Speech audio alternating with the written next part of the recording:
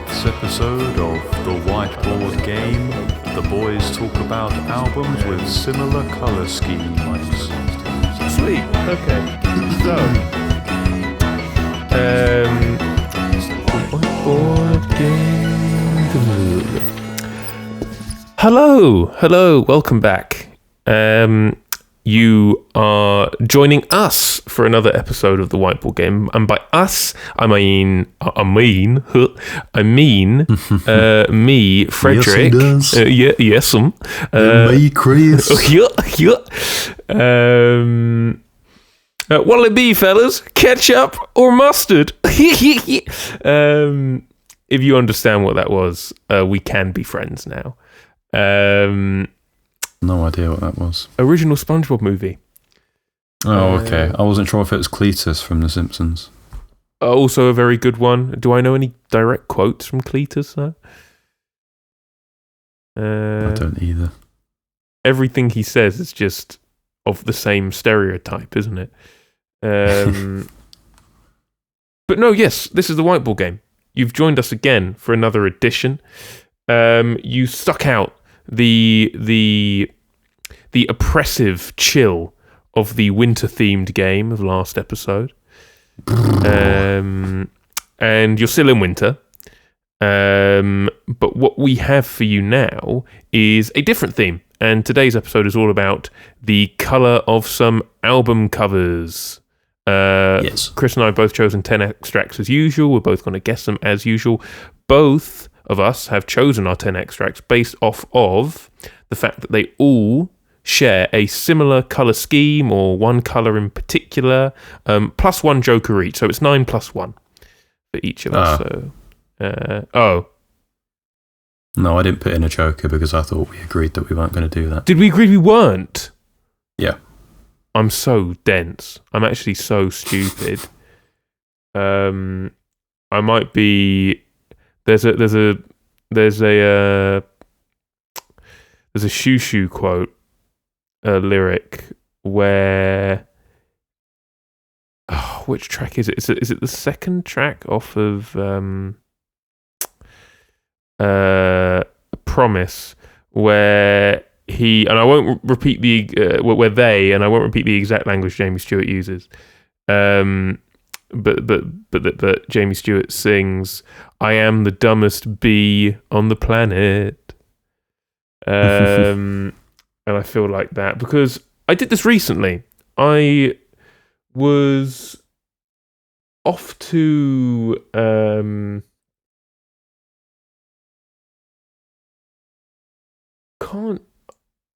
I'm just stalling for time now because I'm trying to give an anecdote and I can't remember the details of it. So I'm going to apologise to you, Chris. I'm very sorry. That is of no harm. But next time, for my own sake, when we are agreeing it, can you message me every other day going, "Don't forget, you moron," and I will not take offence because it would be warranted. But now we've gone through SpongeBob, Cletus, and my inability to read. Chris, how you doing? What's going on? I'm okay. I've just come off of a cold, so if I sound a bit weird in this recording, it's partially my mic and partially me. We are doing another distance. Yeah, back to the old days. Because of my coming down from the cold, so that's why the mic isn't as good.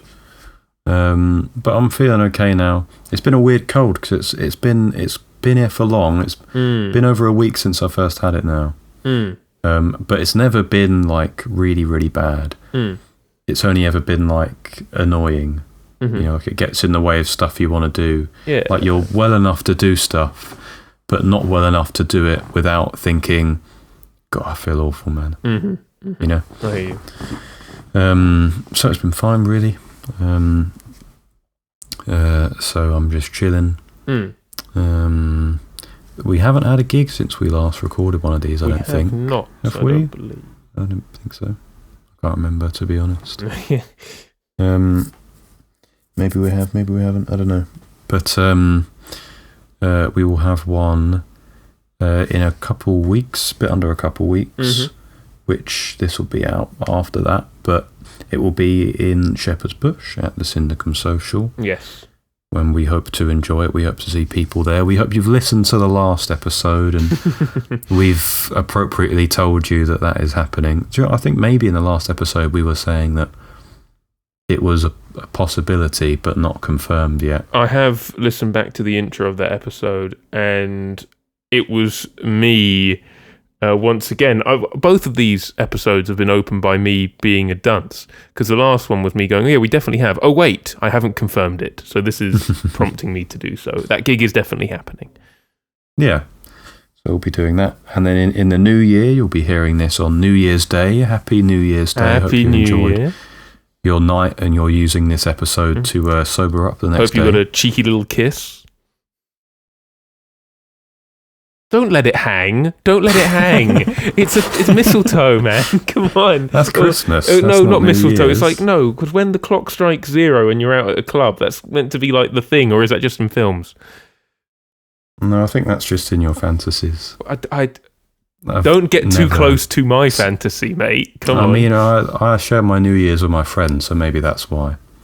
I also share it with, but actually even worse is, the years I've shared it with just family. That's when it gets especially awkward. It could be like a kiss on the cheek, like an acknowledgement of unconditional love, maybe. Yeah, we're also, part European, so that's normal for us. So. Yeah, no, Europeans do weird stuff like kiss each other on the lips. And riot. That's... I can't imagine doing that. But yeah, we've got a gig in the new year. We do. It will be on... Let me open my calendar on my laptop so I know what I'm looking at. Is it on the 16th? A Friday, yes. Very nice. Yeah, so it's an ideal day to come and see us. We're doing it at a very lovely venue called the Theatre Ship. It is... I mean, it's on the tin, realistically. It's so reflective of what it actually is. It's a theatre in a ship, and it's in sort of Canary Wharf, Isle of I think Dogs, South Quay, area. Specifically. That's the nearest DLR station. Yeah. And it's nice. Really and we nice. hope to see you there. And we hope it goes well. It's about 100 capacity, so if all the acts bring a good 25 people, we're max capacity, and it will be a great night. And everyone will enjoy it, and we won't mess up. No. And it will go well. It will be so good. So please come. Yes. That's my spiel. That is your spiel. It's a good spiel. It's an effective spiel. I have been, in other news, considering... actually, no, I haven't labelled this enough. Come to the gig, please. Okay, I've labelled it enough now. Check our social medias. The links will be there. I have been thinking about, what does the Whiteboard Game podcast need to continue expanding, keep drawing, a bigger and bigger audience. And you know what I think we're missing, Chris, is a happy medium between current affairs and controversy. Sure. So what I'm going to do, just throughout the game sporadically, I might sort of be like, it will sound like I'll be mid-sentence talking about music, and then I might just go, Chris, what do you think about the budget? Or something like that. Sure. And then what we can do is, we can clip that up and we can prove that we are multi-dimensional, people. We have lots of layers to our personalities. It's not just music. We also care about... I think it is just music, No, I watch the news sometimes when I sat with a careers counsellor yesterday, and she was asking me, so what interests you, and what would you be happy to work with? And it was then that I realised it's nothing but music, isn't it? There's nothing else that happens up there. Yeah, which is lovely in a way. No other cogs are whirring. It's just those ones. I mean, that's lovely in a way. But I mean, look, you're touching on one of my current affairs controversial topics, but I'm not going to do it now because we've already done an intro. I'm going to get to the state of employment in the UK. We'll get there. Okay. I've got a checklist in my brain. There's no proper checklist. When we had our guest episode, which you can go back and listen to in this series with the delightful Tom Branscombe. What number episode, Chris, was it? Do you remember? Number 9. Number 9. There you go. Go listen back to that one. Number 9. Tom Branscombe was a joy, but he had a whiteboard, and he actually made a checklist of topics for us to work through, and we did in the end somehow. So he was much more professional, and he's not even a regular appearance maker on this. So it shows how much he would be if in an alternate reality, if Tom Branscombe was sort of head host of this show, maybe it would be international by now. As far as we know, we've only made it to sort of London and Jordan. So that's barely past my house. Yes, and then whenever anyone we know is on holiday, which I haven't confirmed yet, whether it was him, my friend who went on holiday to Jordan. I have asked, he hasn't gotten back to me. But these Jordanites. Never replying. They go to Jordan once and suddenly they act like they don't know you. Go to Jordan once, forget, you know. Anyway, I think it's time now. We have 10 extracts each. I've got a joker because I'm stupid. Who goes first, Chris? Well, I would like to proffer a suggestion just before we start. Go on. We are providing bonus points for the opposing. We haven't decided how much they're going to be. But for the other player, when they guess the general colour scheme. So I wanted to suggest if now would be a good time to lay in our first guess. Yeah, so how many points? Are we doing like a tiered thing? I think so, yeah. We could maybe say, if we guess it now, we could say maybe 5. Okay. If we guess it after, in the second half, which I suppose if we haven't got it yet, we could do it at the start of the second part. Yeah. We could say 3. Yeah. And then we guess it at the end, we get 1. Perhaps. Okay, cool. So are those the only 3 places we're allowed to guess? Or say, like, if you really think you know it after the second extract? Yeah, I think, let's say, yeah, I've realised that, I don't know what the best way of doing this would be, actually. A new suggestion. If you do it now, 5 points. If you do it any time between extract 1 and extract 5, 4 points. If you do it any time between extract 5 and extract 10, extract 5 and like extract 8, 3 points. And then any time after that, 1. Sure. Yeah? Yeah. Cool. Okay, it's decided. So on I've already forgotten that, but yeah, let's do it. I'll type it in the chat. On that theme, do you have a guess now? Yeah. Go on, go for it. Now, this could be a whiteboard game hot moment. Quite possibly. Not because I'm going to guess it, but because of something else, which I don't want to give away. Oh, okay. Is your colour theme purple? Okay, hold that thought. Let me type this in. 8 to end. It'll be a really long whiteboard game moment. Okay, so you said purple. Okay. Can I rebuttal with my guess? Yeah, sure. Chris, is your colour theme purple? Okay, and we're both going to say on the count of 3 yes or no. Yeah, go. You ready? Okay. Yep. 3, 2, 1. Yes. Wow.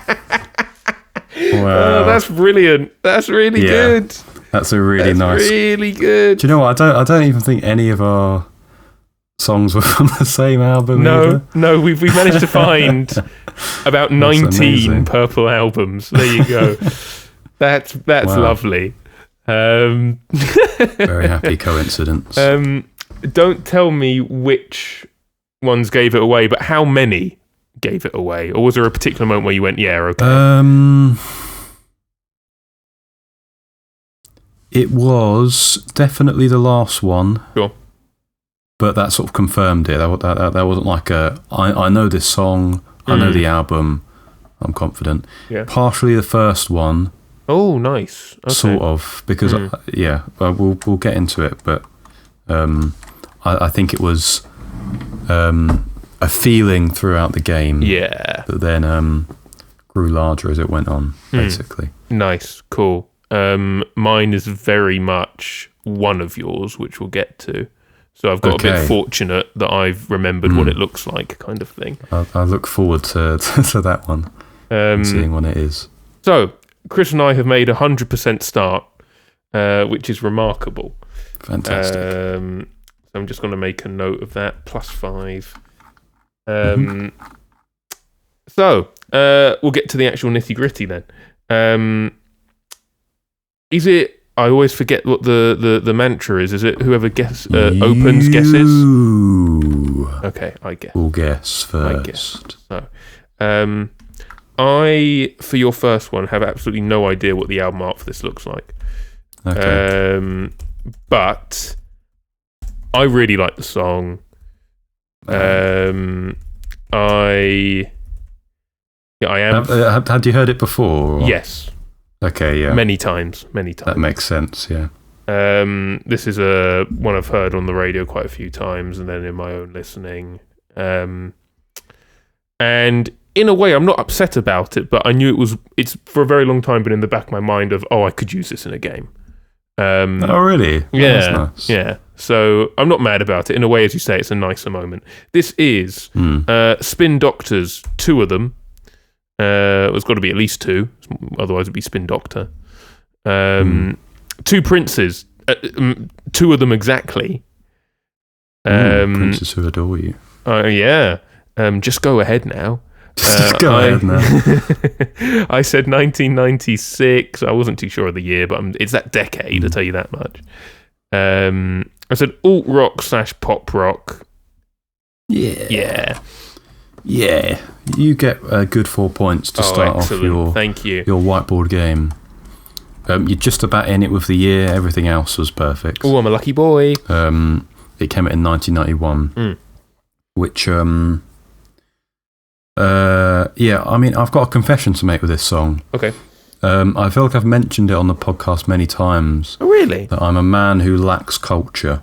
Oh, okay. I'm someone who, when it comes to knowing the big songs, there's probably a 20-80%, as in like 20-80 split of 20% knows it, 80% doesn't know it. And this is a song that I first heard recently. I had not heard it for a while. And it was as I continued listening to it that I realised just how popular it was. And I was a bit like, how have I not heard it before? That is crazy. I heard it on one of the Spotify Made For You playlists. Nice. I feel like most of them are. One of the few things I like about Spotify. They just curate good playlists for you, and I've found a lot of music I like. I've found through that method, and this was one of them. Weirdly, I was listening to like an alternative 80s sort of playlist. Don't know what vibe I was going for. Maybe I just really wanted to listen to The Cure at that point. But this came up weirdly. 91, definitely not an 80s song. No. But, it was in there. And it did surprise me because it felt, it felt a lot later than this. Like, if, let's say you used it as an extract and I was to guess it without having heard it before, sure, I would have said, like, maybe a 2000 song. Yes, yeah, completely. Because it had that vibe. It felt very ahead of its time. And I've had to think about it, and I think I know why that is. Okay. Is this going to be producery? Not really, no. Okay. But it's sort of my association with like 2000s rock sort of stuff is a lot of the big ones are bands who have very sort of far-reaching influences. Yeah. I'm thinking, Vampire Weekend sort of stuff. The Strokes, bands who you can sort of look at and go, oh, they've pulled from here and here and here, and loads of different places. And when I listen to the Spin Doctors, I can hear that, because I can hear, oh, they feel like a jam band, which after looking them up, they are, and that's how they got popular. That makes sense. That does make sense. But I think that beyond that, to me, it felt like a mix of, and the album this is off of included. The album's called Pocket Full of Kryptonite. It felt quite funky. You know, there's an element of funk in there, clearly inspired by that. And then it felt like American rock sort of feeling as well. So I was going, okay, there are two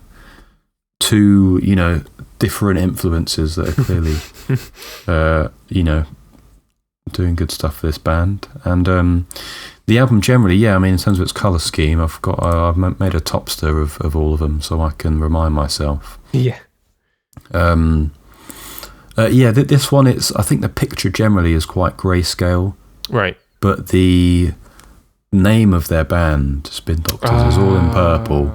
And I think it's when you have that grayscaled image combined with a hint of colour, it makes that grayscaleness feel like it's that colour, if that makes sense. Okay, nice. I think a part of that is possibly also to do with maybe earlier times when they were sort of, rendering this into like a picture as opposed to like a physical form of music.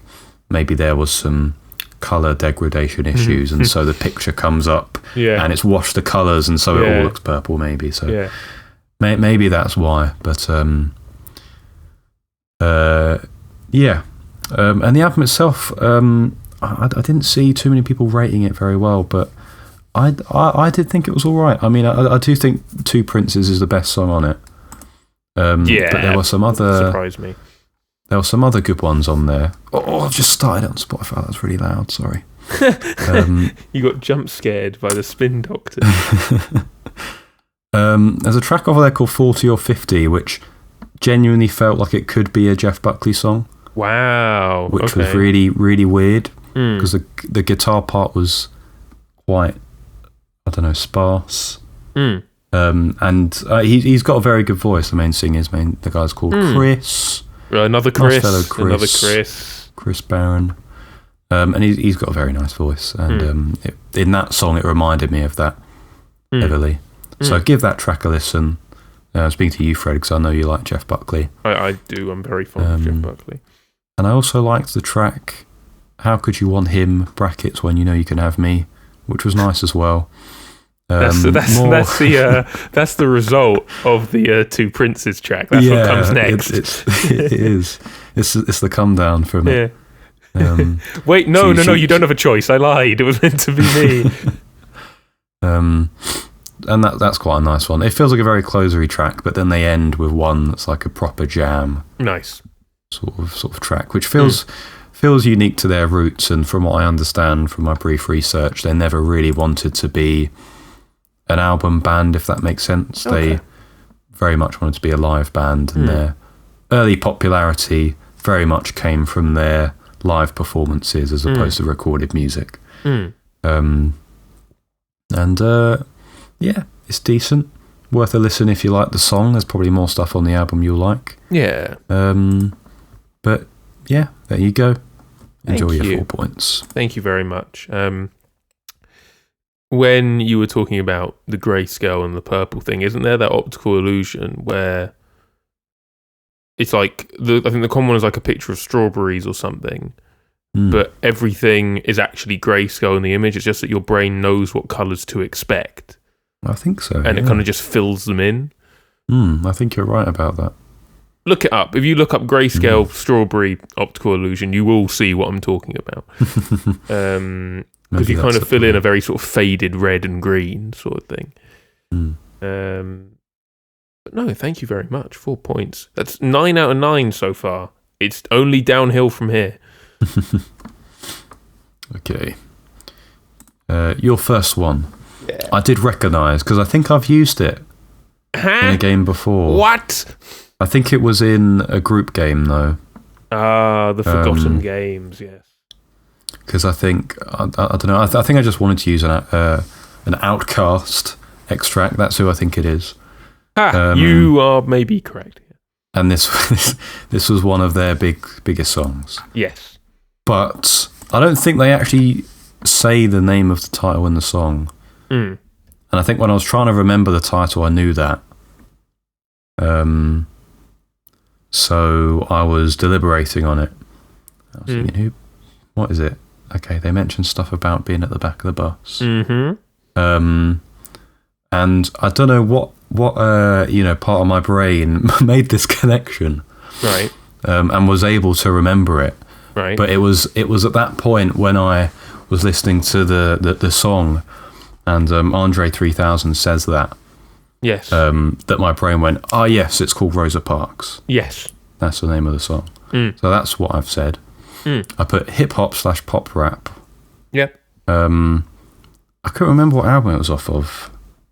I don't think it's off of Stankonia. I don't think it's off of Akamini. I can't remember the name of it. I think there is another album. I haven't listened to any OutKast albums, so I don't know any of them. But that's my guess. 1992. So I thought it might have been a bit earlier. You have 3 points. Thank you. I mean, there are no points for getting, what the album is off. Rather, that was a completely inarticulate sentence.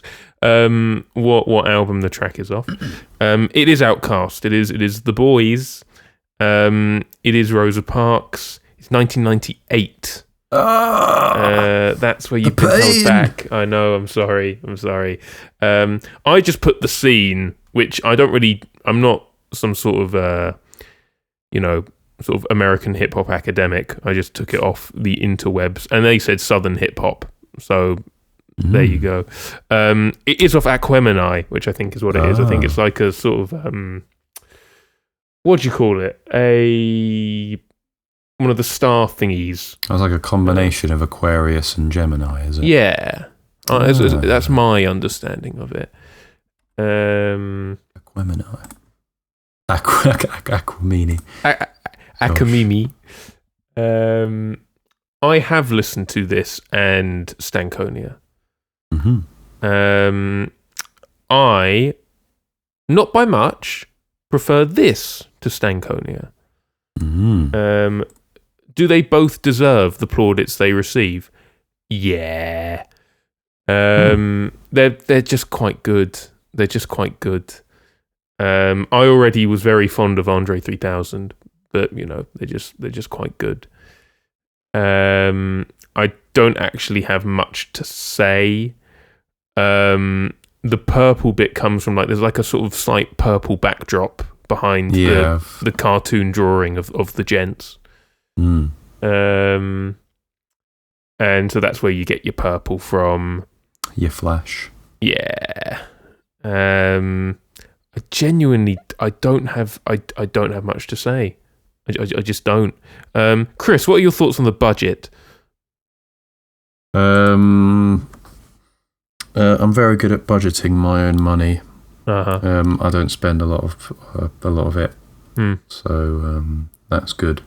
I think I'm going to take the there's another podcast I like watching called the White Noise Podcast, formerly the Stephen Tries Podcast. And one of the members on that, Tom Looney, I enjoy a bit, where they basically do a very similar thing. They ask him something in a pop culture or something, and he just says the first thing on his mind.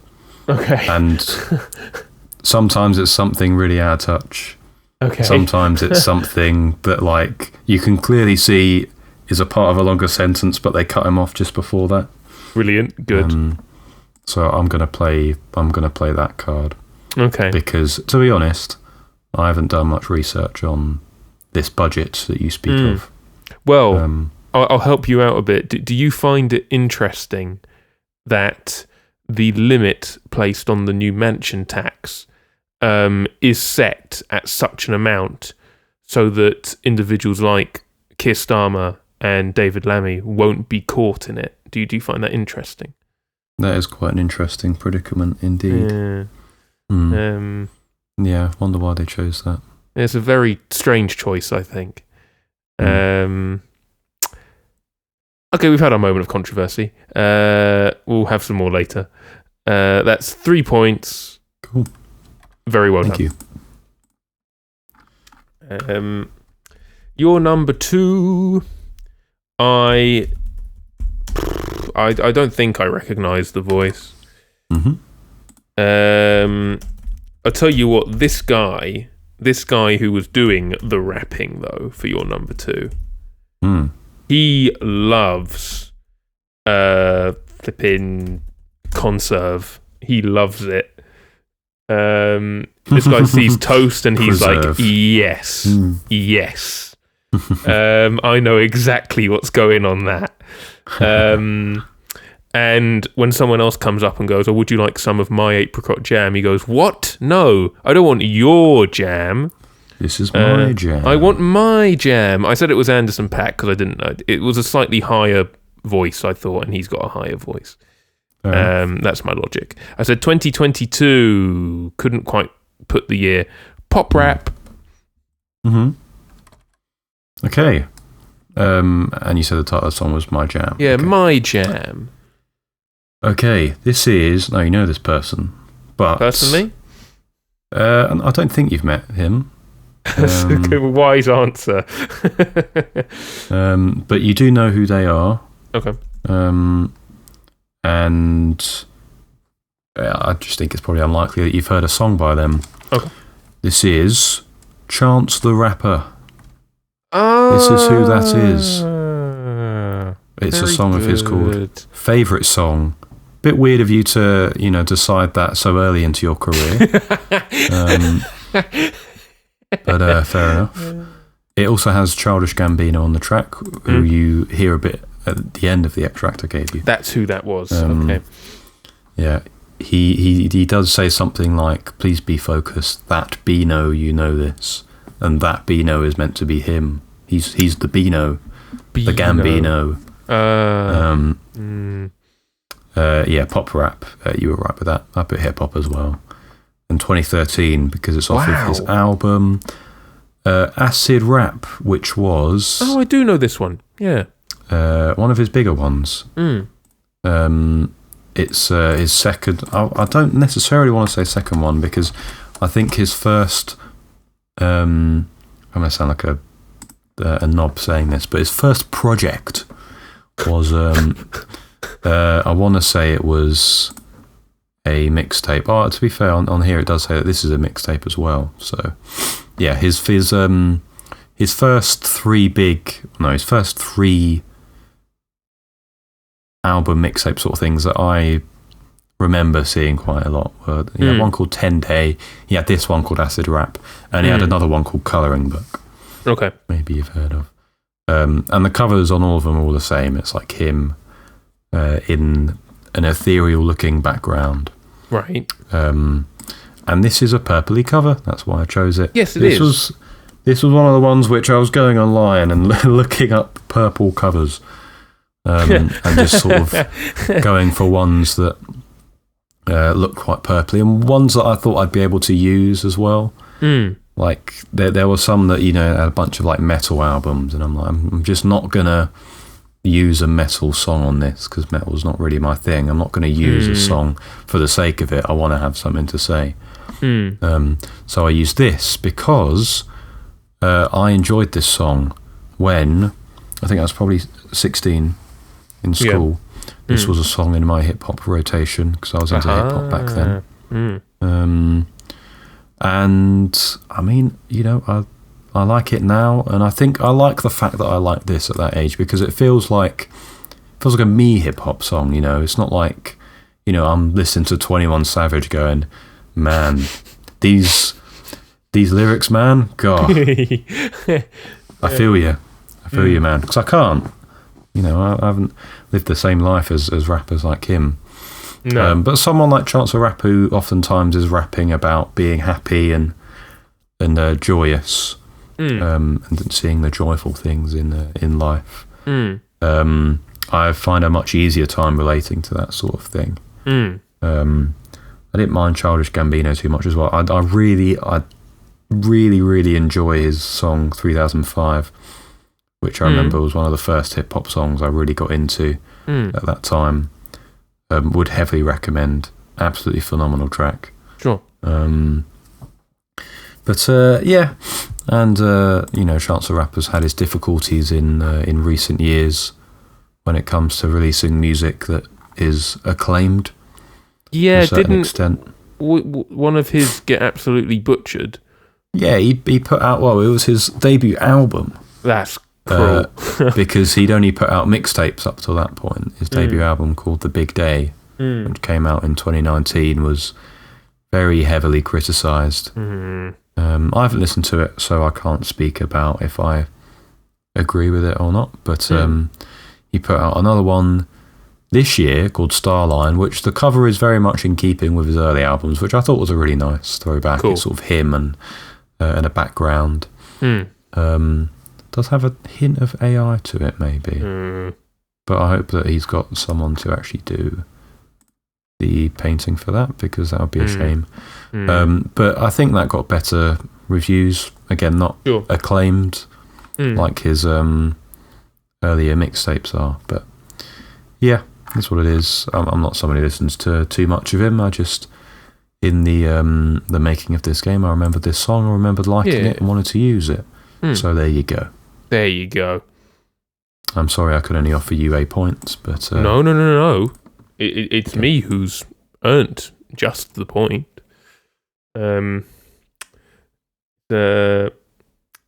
Interesting that, maybe in a secret part of your life you do find connection to 21 Savage. I don't know. in a different life, maybe. Yeah. On to your next one. Your second one. Yeah. There were two that you used that felt quite similar to me, so I've given them similar names. Fine. Couldn't really place an artist. They reminded me a bit of the Fruitage Aero aesthetic, which I know you like. I'm very fond. Maybe that's why you used them. And so, yeah, for both of these, I think there's a good chance that both of these artists are artists I don't know. Okay. And so I haven't put a load of thought into who I think they are. But anyways, I'm pandering. I'm not pandering, I'm spouting. I don't know. I said that this first one was 2814. I know that some of their covers are purple, actually, so maybe. True. Maybe it could be one of theirs. I said it was called Crystal Palace because if you take the fact that it is a football club out of your mind, it does have a Fruitage Aero-y sort of feel. Yeah, it could do. It could do. There's something particularly futuristic about Tyreek Mitchell bombing down the left.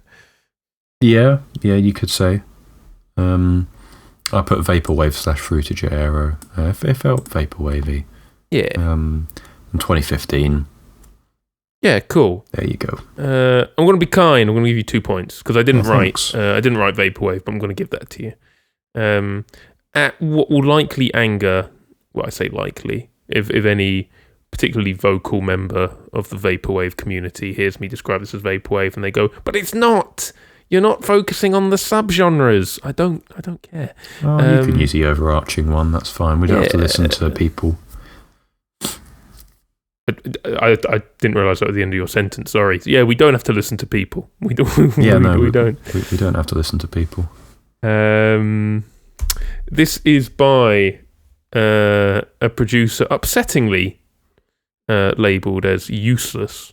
Oh. I hope that they don't feel that way, because this is quite a nice album. This track is called Infinite, 2016. I put Space Ambient or Drone. I've given you Vaporwave. Thank you. I think Space Ambient, if I had to pick one, is the one I'd go for. This off an album called Hexa, which is it's a very pretty thing.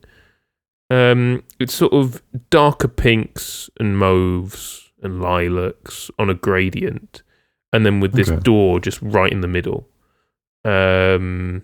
and it looks like the door is looking out into space or something. I don't know. Okay. I think it's quite a nice cover. It's quite a soothing album. In my sort of electronic music rankings, I'd say this one's probably quite high. That being said, I listened to this ages ago. This has been on the one to use against Chris for a long time. Mm-hmm. I mean, maybe I have in the past. I don't remember ever doing it. But again, I don't have much to say. It's a very soothing release. I like that for anyone who listens and who cares, I can be a source of miscellaneous electronic music recommendations. You know, long may that continue. Hexa by Eustace, give it a go. Chris, you get 2 points. Thank you. What is your opinion on the commercialization of the holiday of Christmas, which is fundamentally still a religious event? Oh, this I can actually speak on because we had a conversation about it not too long ago. Sorry, in between you speaking, I was listening, but I was also attaching the album titles to my nice my typings. Oh yeah, cool. Into the that wasn't. I haven't been doing it as sort of like a. Please do it yourself. Yeah, that's sort of like a backhanded silent. Why aren't you doing it? I just realised. Yeah, I probably should put that in. That would be nice. Yeah, we had a conversation about this. It doesn't bother me massively. I just think it was. I don't really know what point it was from. I just sort of thought, I can understand that. Your time of religious praise, I suppose, and the highlight of your year religiously, is used by a lot of people, and not used in the same way. I can understand that, but if people just want to have fun, and that doesn't fuss me majorly. People can do what they want. All I would say is just come to Midnight Mass, man. It's a vibe. Yeah, good show. You don't have to be Christian. It's just absolute vibes in there. You'll like it. So that is my only thing. Cool. Okay. I won't dwell on it, but I'll let you all know that Chris's take is much more forgiving than mine. He wishes that everyone who wasn't a Christian would be killed. He didn't say no, guys. I didn't say no.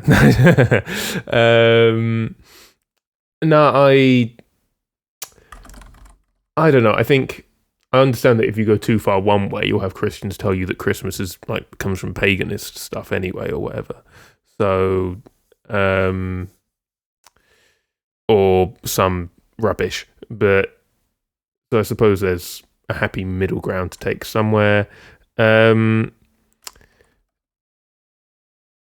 Regardless, you're number 3. Cool. That's ticked another one off the list. Very good. I didn't know who this was. So I tried to fill in the gaps with sort of Chris things. I say gaps. I think there was only really... Well, no, I logicked 2 things. The other 2 things I think came fairly easily. Artist, I tried to logic and I went for a Chris answer, one that I can never seem to nail down, so I put Yola Tengo. Only a Shadow seems to be a logical answer for title. So I put that. My other moment of explicit logicking was me listening to it, and it is quite a lo-fi sound, this one. Quite a unique sound anyway. And I thought, well, then maybe it's from a long time ago. But then again, I thought, hang on.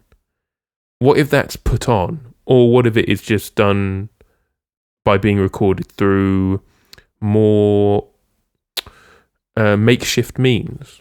And it reminded me of the production timbre of a certain Halloween album by Eddie Golden III. And I think I've tried to go around what I remember his years being when he made Halloween all of the time. I think it was around then, but I could be wrong even there. So I've said Yola Tengo, Only a Shadow, 2015. Sakura lo-fi indie rock, all in one big genre bundle. Okay. Much like your leniency with genre for the last one, I think I'll give you a point for genre in this one. So you get 2 points. Thank you. For the whole answer, doubled with the title. It was called Only a Shadow. Lovely. But it is from a band who I don't expect you to have heard of. They weren't massive, but I think they had like a niche enough following to where their stuff has, continued throughout the years and has continued to be appreciated. It's by a band called Cleaners from Venus. That's nice. Yeah, as I say, title was Only a Shadow. I put Jangle Pop as a genre. I also put post-punk because Jangle Pop was the one it gave me, and I thought it is quite post-punky as well. So yeah, I agree. Give you some options there. And it's from 1982. The album is called Midnight Cleaners. Now, I will say, yes, the original release of this in 1982, it is more blue than purple. But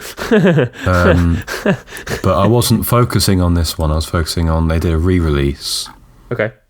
Not too long ago. And it's the one that's on Spotify. That's going to start playing again. There we go. And the colour's more mauve. Because initially when I was putting them together, I was focusing on like a purpley mauve sort of combination. Yeah.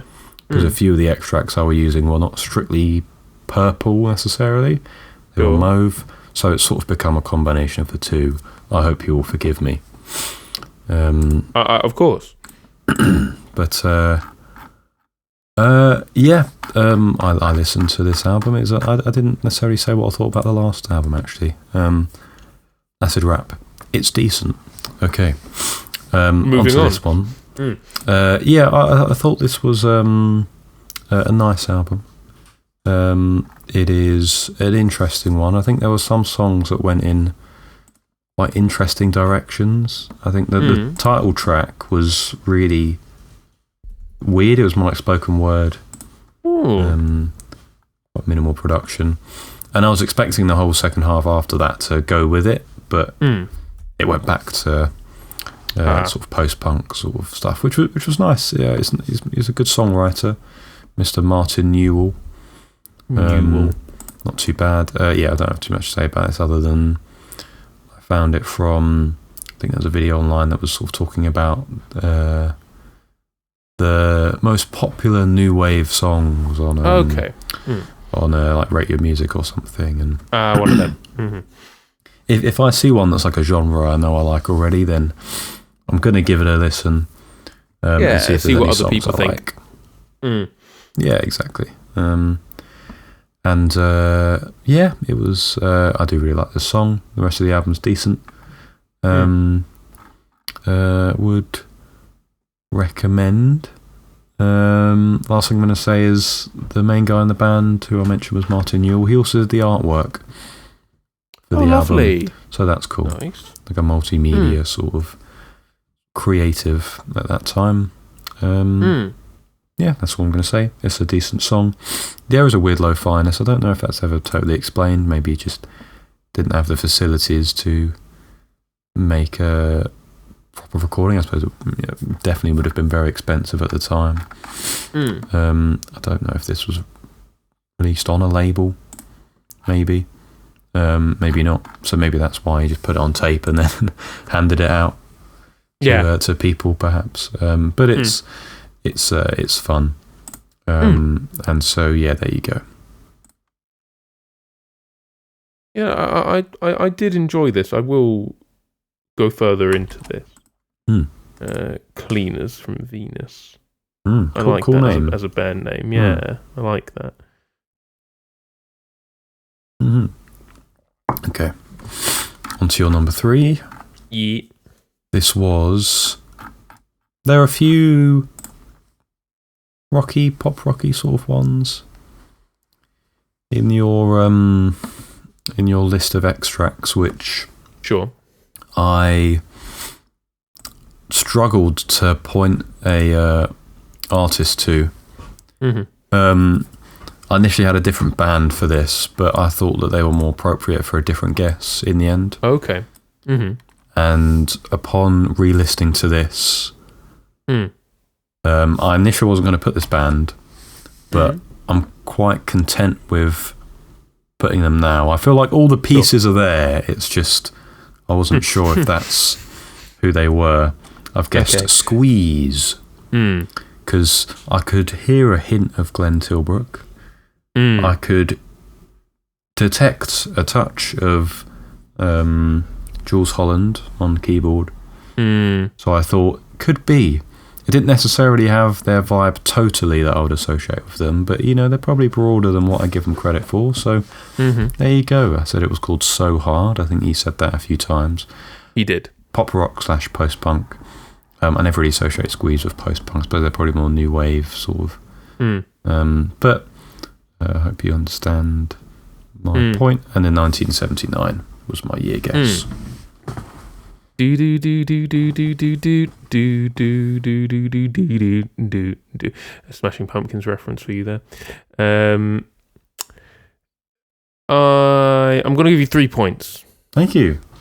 I'm going to combine a half from the title and a half from the genre. And it's only because you said yourself new wave and then proceeded to not write it that I'm not giving you a full point, I'm giving you a half. That's fair. So it is Squeeze, it is those citrusy boys. Hard to Find was the title. 1979, new wave. I have just coined this. I coined this when I was putting things together yesterday. Proto Britpop. It's like Britpop before Britpop. I can see that. I would put them and 10cc in that category. Please, if you know any other artists that you would consider to be Britpop before sort of the 90s boom of Britpop, then, you know, send us in your answers. This is off probably their most successful album, I suppose, Cool for Cats. As you say, it's got all the elements there. It's got Chris Difford's Londonness, Glenn Tilbrook's vocals, Jules Holland on the keys, having a fun time. It's just quite a consistent album. It's just quite good. And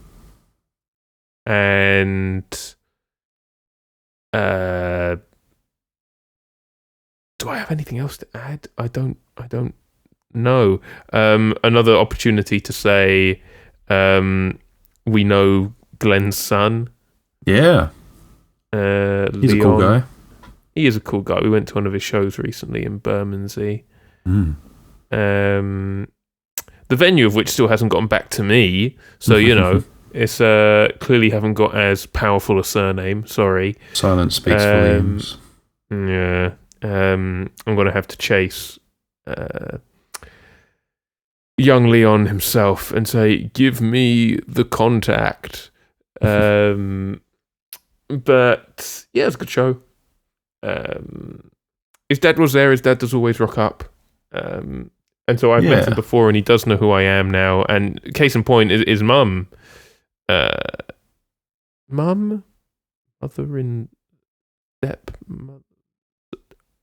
Glenn's partner. Well saved. Yeah. Said, you know, she recognized me and said, hi, how are you? And it's like, oh, no, you guys know me. Can you give me a gig? I don't know. I don't say that. But I don't know, maybe I've got to get used to begging. Maybe that's the right way to do things. Anyway. No one deserves to get used to begging. No, I suppose not. I mean, some people are into that, aren't they? But anyway. That got a bit weird. I'm not, but you know. 3 points. Cheers. You're welcome.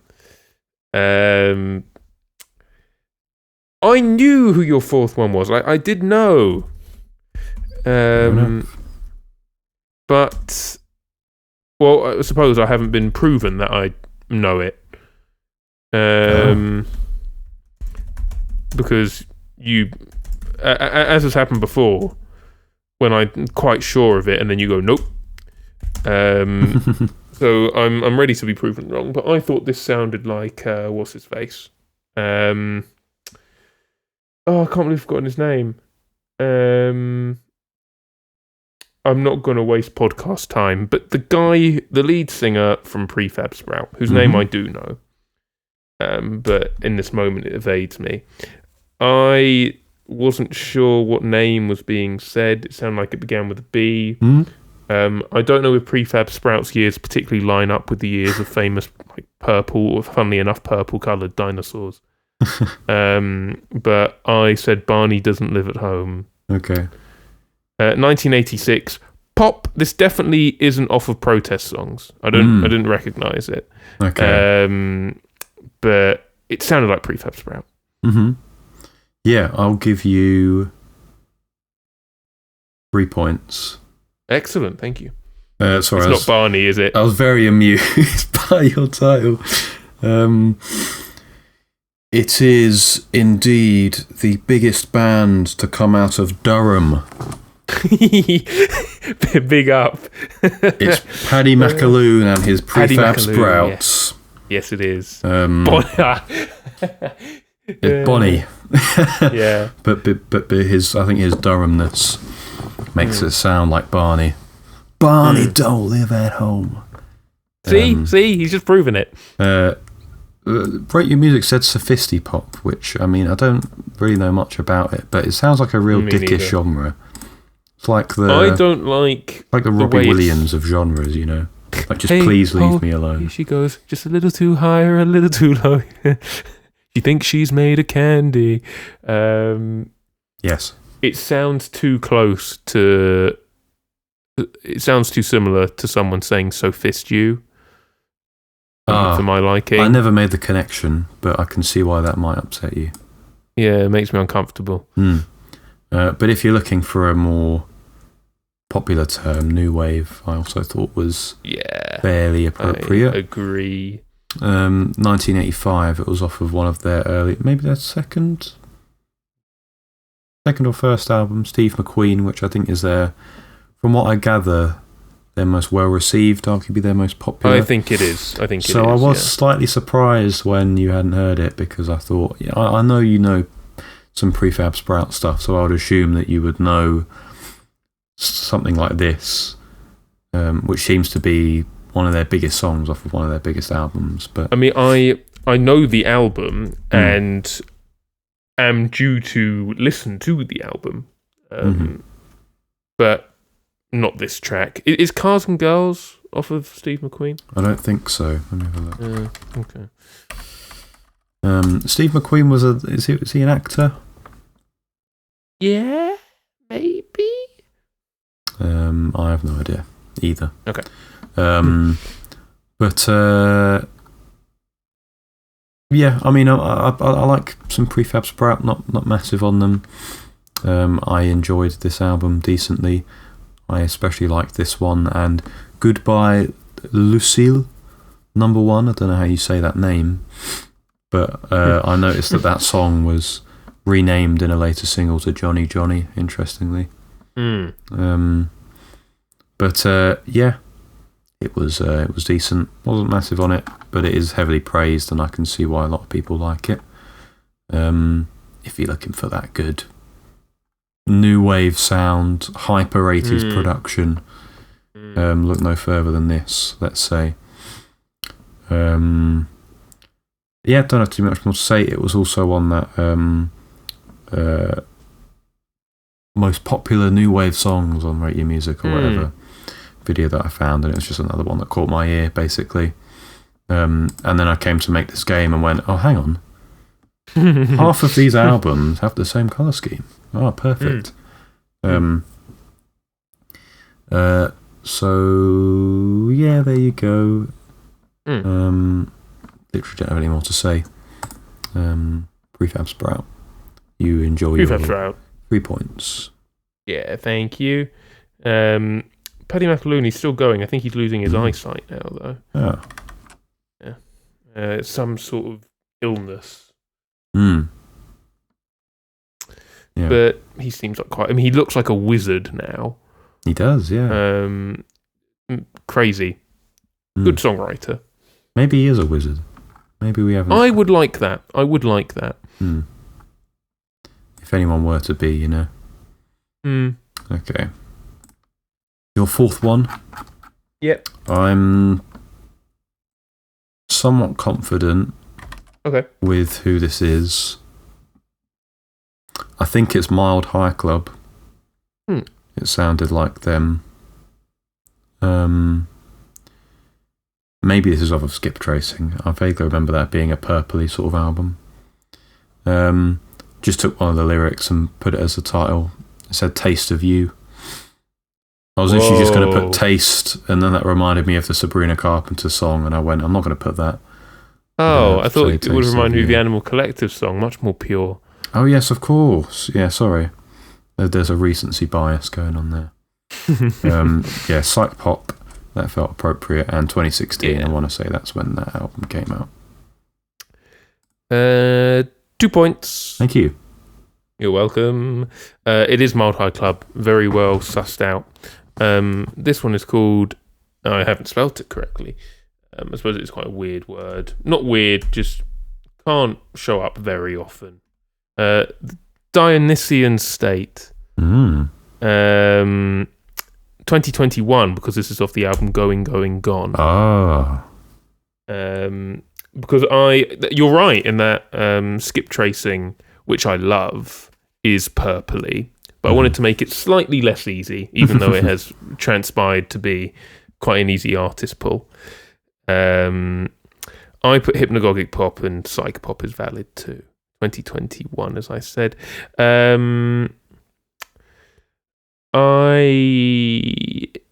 It's not as good as Skip Tracing. I guess I'd say that for me. But the reason why I think that is I think Skip Tracing takes more risks. I think this is more middle of the road psych pop, this album. Okay. It's still very fun. I think the way they handle their synths and everything in particular is quite cool. But I don't know, I think Skip Tracing is a much stranger album at times. And that's why it's just personal preference. I like it when it gets a bit weird. This is the best track off of it. It's also got some very nice instrumentals, this album. But I think it's still worth a listen. If you want to do Mild High Club, prioritize Skip Tracing. Banger. One of the finest moments of YouTube recommended music I've ever been gifted with. I think that genuinely is it. 2 points. Cheers. You're welcome. Thank you. Now, I doubt you've done this to me, because I think I would recognise it as well if it was this, but I didn't. Okay. But saying that, I'll explain why I put the artist that I have. Let me just finish typing this up, because if this artist didn't write this, it is the most them sounding thing that they've never written. Okay. I put Adam Bosage. Okay. Just the way that ensemble and sort of percussion and whatnot is used in this is just so him. Whiteboard Game reminder that I met him, I spoke to him. What a lovely guy. He has an album called... He was for... As I refer to him too. Yeah, you do. You actually do. He was my mate for about a week, whilst the article friendship ended. was being put together. Yeah. And then I went on to the next interview, New Best Friendship with Jamie Stewart, which lasted for an even shorter time. He has an album called Familiar Shores, and so I said this was Familiar Fields. It sounded more fieldy than shorey. I said 2022 because it sounds quite clean. I said incidental music, or it's kind of like fun minimalism, but that doesn't exist. So, I mean, all minimalism is kind of fun, but it's not post-minimalism, because I think that's even more like barren. But I'm not really seeing your minimalism point, if I'm being honest. Yeah, and that's because you're wrong. But anyway, that's because I know this song more than you do myself. No, because I've listened to Adam Bosage and you haven't. But I do see your incidental. I haven't put incidental music, but I do see your point there. So I'll give you a point for your genre. Oh, thank goodness! Enjoy the point. Thank goodness. Thank you. Yeah, this is not a massive album. Sort of, I feel like it's like a fairly popular like internet album though. Okay. I mean, even when I type it in, it doesn't come up because it's not English. Okay. So I'm just gonna not look it up and just riff. Okay. I was worried a few days ago because a friend of ours, who we're in a group chat with, sent a message saying, "Have you listened to this artist?" What? And I was going, "Flip! What? He's outed me." What? How has he done that? Hang on. Don't say anything. Oh no, keep talking. But it is an artist called Masakatsu Takagi. You're joking. Takagi. Bit of a tongue twister. But the English translation of the track is, well, maybe not the translation, but maybe the way it sounds. I don't know. Amamizu is how it's written. I put chamber folk, sound collage, ambient. I think when I looked it up on Rate Your Music, it genuinely said Japanese music, which is just such an awful genre term. And this is coming from someone who has put J in front of certain genres to describe Japanese music. Yeah. It came out in 2014. The album, again, maybe not the translation, but how it's written in English as it's spoken, you might say. Kagayaki, I think. I genuinely just looking at I think I must have just looked up like purpley sort of albums on Rate Your Music or whatever and just scrolled until I found this, basically. Okay. It's got like a popular underground sort of following, and it's heavily in this sort of direction where I'm leaning quite heavily on the sound collage sort of aspect of it. There's a lot of hints of like, that does make sense. I don't know, it feels like you're walking through like a rural Japanese market. You can hear people cheering and chattering. Yeah, exactly. So it's an interesting vibe. And yeah, our friend likes the vibe similarly. So yeah, I was very worried because I thought if Fred decides that he's, I'm glad that his list will get in the way of this. But if he does randomly just decide, I'm going to check this out, then he might get me here, and I was worried. But yeah. Well, I tell you what, I did look at it. I went onto his Rate Your Music page, and I saw this album as being the one that seemed to be the most popular. And I thought, maybe I'll give it a listen. 140 minutes. The one on Spotify is not that long. Oh, okay. Well, God knows what Rate Your Music's telling me then. But I think, looking back on it now, I was stubborn when our friend Tom recommended the album, because I just saw it as an opportunity to just go, oh, that's great, but have you heard of Hiroshi Yoshimura? Like I always do. Couldn't keep it in. No. But this sounds cool. Yeah, it's interesting, and the cover, if you look closely, it's quite the music also generally is quite childlike. There's a nice childlike whimsy about it, which is very pretty. And if you look at the cover very closely, you'll notice that actually the bits that I'm looking at that are purple are more of a mauve in this sort of state.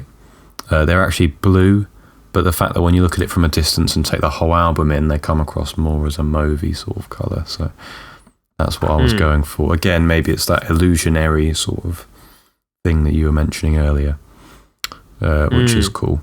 But yeah, it's a nice, quaint album. It's nice to have in the background. I think I was applying to some jobs with this album in the background, which was a nice vibe. It made me not, feel like I'm losing my mind, which is helpful. Would recommend if you are applying for jobs, put this on in the background. It does help. So yeah, there you go. Enjoy your point. I'll take my point. Chris, what are your opinions on the current job market within the UK? I knew that was coming. Well, I've had first-hand experience with how abhorrent it is. It's a very difficult place to be. I think what frustrates me more is perhaps the fact that when I went to university generally was still very appealing. And not being the person who, especially in the first 2 years, would have said that they're there at uni because they enjoy the university sort of vibe. I would have said that I'm just there to get my degree and go. I know it's going to do me a world of good when I get out. It's a degree. It's a high level piece of education. It's a high level qualification. I'm going to be able to get stuff out of this. And sitting here over 3 years on from doing my degree, not having done any work related to my degree, it's a fantastic feeling. I know that an aspect of that is the state of degrees as a qualification now. We've spoke about this to each other quite extensively, but I do feel that the job market at the moment is also to blame, definitely. Yes. I'm applying for things which need very little qualifications for, and really I think the music technology degree is helpful enough to get me an interview, and I'm not even hearing back from these places. It's a hard place to be in, and I think if I were to tighten the knot, put a bow over all of it, I'd probably use the phrase, I want money because I know I need money. There you go. Yeah, very, very, very eloquently put. I agree with everything you've said. I think that the value of qualifications in the UK seems to have plummeted, especially when you're looking at certain occupational paths. If you want to be a doctor, you study medicine, that still has value. But even now, even with them, junior doctors are struggling to find work, which I think is disgraceful. Absolutely. We've long spoken about, well, I say long, the last sort of 5 or 6 years or whatever, since the COVID incident. That old there thing. Seems to have been a lot of that old chestnut.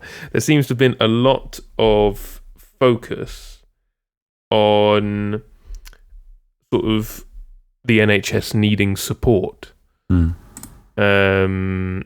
needing more staff, and we've got junior doctors who can't even get jobs. Yeah. Do I have a solution? I think that university should be able to guarantee prospects. Don't know how, but these should be places of networking now, not just qualifications. Yeah, or at least they should have more of an importance on helping the student get that. Absolutely. Especially in their time at university. Because I feel like at the end of school, that absolutely was a thing that was proffered to us. They got us thinking about, and they didn't have to, because after school, there's no requirement for us to be in education. It's just that the school we were in went, this is going to be beneficial to them, we're going to do it. And I think the fact that, the university I went to and the one you went to didn't pose as much of an importance on it. And I do think that they should have.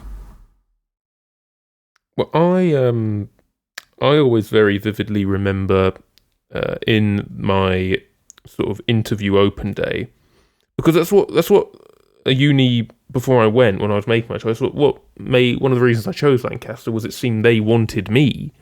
Because they had an unconditional offer on the table. They wanted me to come there. And I remember going on that open day, and one person who did a talk from the English department, who happened to be my creative writing and then also poetry tutor for third year. And my opinion on him. One of the things he said that, my parents and we were just like, wow. He said, I work, I endeavour to get my students published by the time they've left. Now, Chris, do you think he followed through with that claim? I can have a guess. Yeah, go on, have a guess. What do you think? Yeah, they did such a great job, man. They really you smashed it out. They really put their mouth where the money is. Money where the mouth is. Yeah. Yeah. Anyways, so that's the one I quite often think about. Well, no, I'm not. I used to be very bitter. Not because I haven't gotten over it because I wanted to. I've gotten over it because time has passed. Yeah, exactly. But that was not good. But I think it represents an inefficacy that university for a lot of students now possesses. Yeah, and not to mention, I owe a lot of money to the government. That's and fantastic. We owe a lot of money. Yeah, I love a lot of money that every now and then a lot of people cannot pay off because they can't even get the jobs to earn it. So, let alone buy a house, right? So, I don't know. Anyways, that's the longest bit of controversy we've covered. We did well there. Give us your clicks. Give us your opinions. Now to the music bit again. This is the last one of this half, I believe, right? Yes, this is also, ladies and gentlemen, this is Fred's Extract number 5. This was undeniably, well, maybe not necessarily undeniably, you could tell me it's not, but it sounded a lot like Animal Collective. Oh, you fool. And they said Purple in Me, so I put that as a track title. Probably not, but I'm not too fast. I thought it was a nice nod to your colour scheme. I'm glad you noticed it. Thank you. But maybe because of that, this might be the one that's a joker. I don't know though. I put psych pop and psych folk because that feels like a fairly lovely good shoe-in for them. 2012, just a random year. I don't know why. Maybe I thought I could be Centipede Hurts, possibly.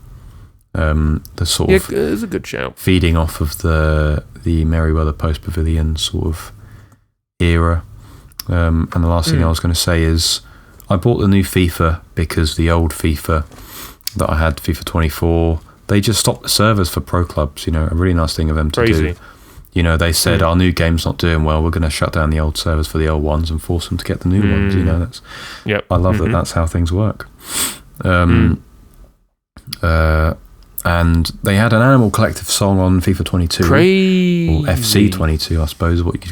FC 24, sorry, which is what I would have played before. And it was Soul Capturer off of, I can't remember the name of it. It's the Brownie Orange album of theirs. Isn't it now? Isn't it now? Yeah, you're right. And then there's a new one in the newest FIFA, and I was like, man, their record label is just doing everything they can to get their music on FIFA. Yes. It's a really nice change because you get loads of, rap stuff, and I'm not always into the sort of stuff that they put on FIFA. Sometimes it's nice, but and then just Animal Collective out of nowhere, it's lovely. And I think the track is called Love on the Big Screen. I think it's a newer track of theirs. I don't think it's off of an album. Maybe they're teasing one to come out. But there you go. That's my Animal Collective analogy. Yeah. When I say I've heard this, I've heard of it. I'm anticipating maybe. I saw that they released it, and I thought, oh, maybe there is an album coming. In which case, I'm going to be patient. I'm going to be a patient boy. I'm going to be surprised in one go. Which, of course, isn't how music works. You're meant to listen to the single, so I don't really know why I've put it off. But yes, it is Animal Collective. I am going to give you 2.5 points. Yeah, okay. We're doing half points. I'm Fair setting the enough. precedent. Because purple's in the title. Okay. It's called The Purple Bottle. Ah. It's from 2005. I put Freak no. Folk or Neo Psych. This is off of Feels, which is the Joker. Yeah. I mean, there probably is purple. It's quite a busy album cover. But it's mostly like green a whitey sort of, like a cloth sort of colour. Yeah, it looks like a cloth. That's a good way of putting it. Listen to this album. I don't remember the song. Have you listened to it? I listened to it a long time ago, but yeah. Okay. This is part of that golden trilogy of Feels, Strawberry Jam, and Merryweather Post Pavilion. Which, I mean, yeah, it is a golden trilogy. They're all very good. Strawberry Jam is still it's still my king. Fair enough. But Feels arguably the most poignant at times. I think it tracks this full story of just the incredible excitement of newfound love to the damnation of a breakup kind of thing. This is still very much in the excitement bit of the album. One of my favourite tracks off of it. Nothing touches Did You See the Words? I'm sorry, but this is a very good track, The Purple Bottle. And I think it's a metaphor for one of these weird A.V. Tear ones where there's no real logic apparently behind the metaphor. Like, you can't really look at it and go, oh, that makes sense. I've seen this in other lyrics or books or whatever. It's just, no, yeah, whatever. And I think it represents some sort of indescribable, which does happen with love. There's this indescribable, just happiness. You can't quite compare it to anything else. And it's like it gets unlocked. It's like a DLC of your own emotions. You didn't know it was there, but it is. And because the bottle was about something, it's it's bottling up. And he's saying, "Oh, do you know that you reach that bottle for me? Do you know that?" Which is lovely. And yeah, I mean, as I said, this is Prime Animal Collective. You know what isn't Prime Animal Collective? Centipede Hurts. Oh, okay. If you're looking at doing Animal Collective albums, give it a go. But yeah, I've done most. I've done all the big ones. I think. What have I done? Nice. I've done the first one, Spirit They've Gone. Yeah, good. Sung Tongs, Feels, Strawberry Jam, Merryweather Post Pavilion, and that's it. I'm sorry, I spoke about the big trio. Sung Tongs makes it a big quartet. Sorry. I love Sung Tongs. I think their most recent two are definitely worth listening. Isn't It Now and Time Skiffs. I enjoyed them quite a lot. But yeah, 2.5 points. Thank you. Welcome. Thank you very much. So we're at the halfway juncture. It's at this point that you can take a little break, do a little dance, make a little love, you know what I mean? Not all in one go. And if you do, don't tell me about it because I'm hanging on by a thread. I don't need to hear about that. Do your irreparable damage. Yeah. But we know that we've got another 10 purple albums to come up. So if you like music, if you like the colour purple, if you like controversy, stick around. We've got more coming. See you soon. See you soon.